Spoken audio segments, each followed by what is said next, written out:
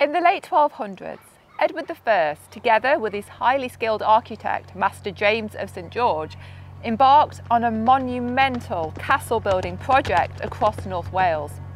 This is the site of the first castle, and the first stones for King Edward's conquest of Wales were laid right here, Flint Castle.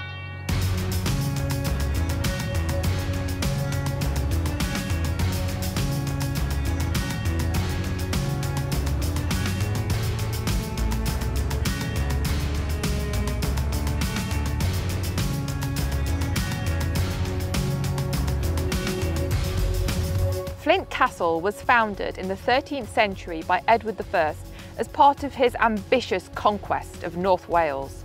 Its strategic location, guarding the approach to the River Dee, made it a vital stronghold in Edward's plan to assert control over the region.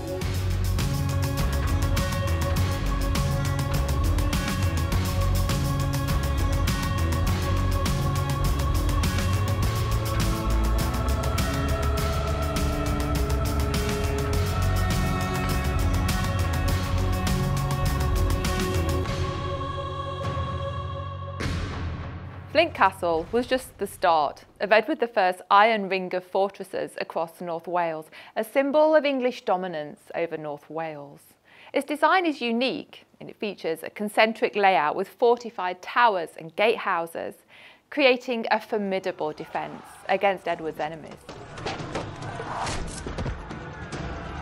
In 1277, King Edward I, during his conquest of Wales, set about a monumental building project to build an iron ring of strategically vital castles, the finest of which were built by Master James of St George with the coins from Edward's coffers. Building a castle is a vastly expensive enterprise. It is. And it's documented that Edward I spent £6,000 on building Flint Castle alone. So in modern monetary value, that's around £5 million. That's a lot of money, yeah.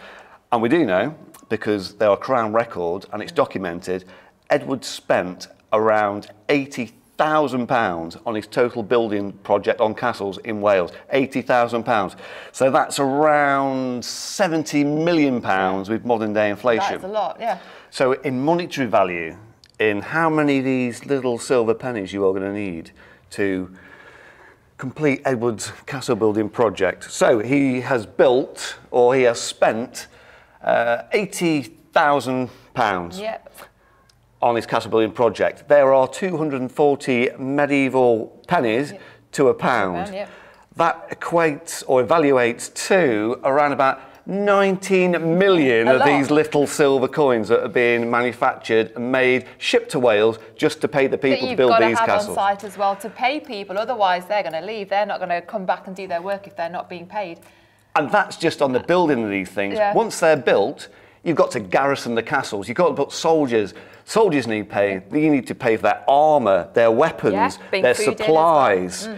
It's just a monumentally expensive building project. It is. It's also more money than I thought was actually in circulation at the time as well. It's a lot, isn't it? That's a lot that you've constantly got to have minted and brought to the castle to supply everyone and pay them.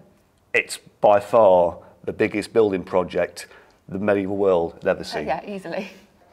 And I just happen to have one here. So if our lovely cameraman Rich can focus in on him.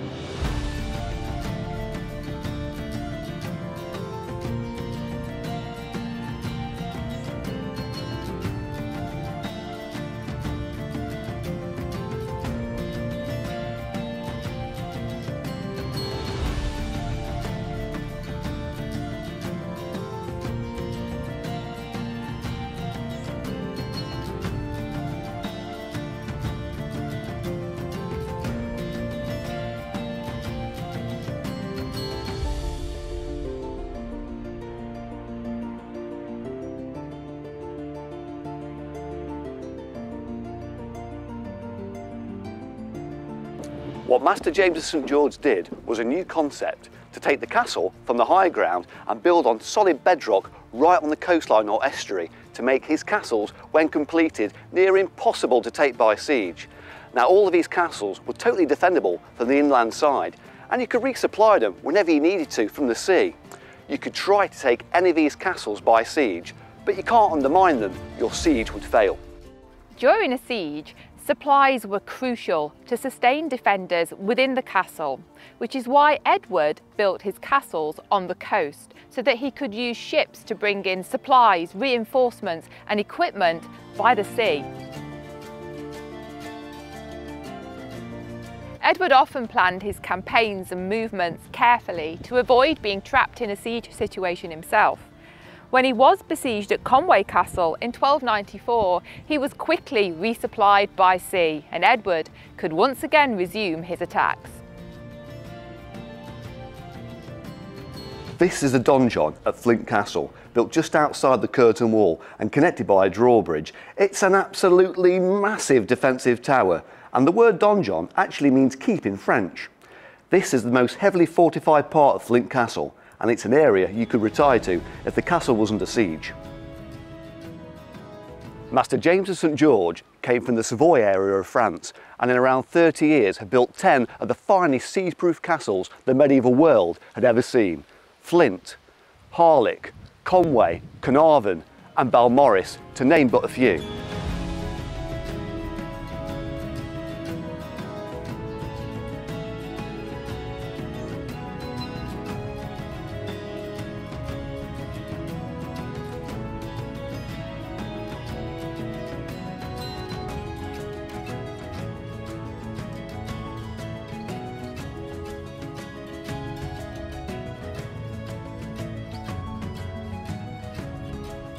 So, why does Wales have the best castles? Two factors: the iron will of King Edward I and the skill and the vision of the greatest castle builder the world has ever seen, Master James of St George. If you've enjoyed this, please don't forget to like and subscribe, and we'll see you next time. Bye bye for now. Bye.